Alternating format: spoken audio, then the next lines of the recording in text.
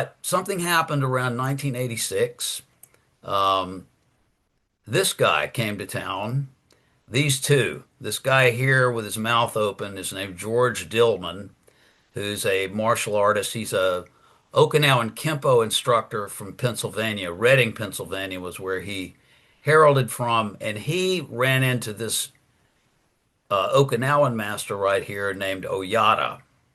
And Oyata was the real deal. The story was that he was a kamikaze one-man submarine recruit that they sent out to go blow up a U.S. destroyer, and he blew his boat up.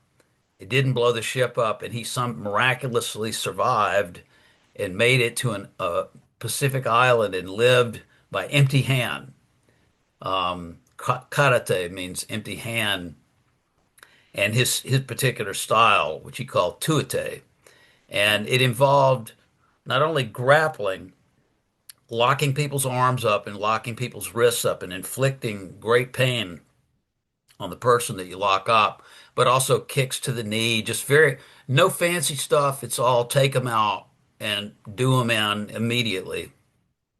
And a real feature of this, and this is what sprung all of us into another level, was that he had a system where he would hit certain acupuncture points on the body, primarily on the arms, the legs, and then he would simultaneously or shortly after hitting these spots on your external body, on the extremities, would go to the neck or to the chest, and that the combination of these strikes would induce paralysis, uh, blackouts, all kinds of things.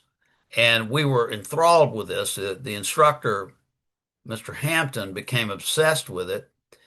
And after he learned it, and I was still into being, jumping around because that was my forte, was that I was in really good shape and I could outlast people and I could do very high acrobatic kicks.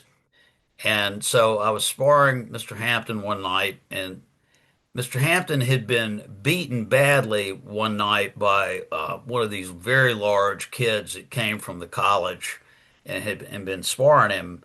And apparently that sort of knocked him a little bit off his rocker when he got hit by this guy.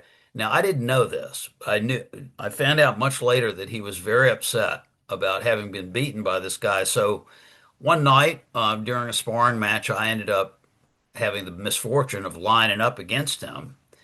And he was really upset. I could tell on his face that there was something wrong with him. And I was dancing around him and, doing using my speed and my agility to kind of get the better of him because he's a much bigger guy. And it was all point fighting, so it was very controlled.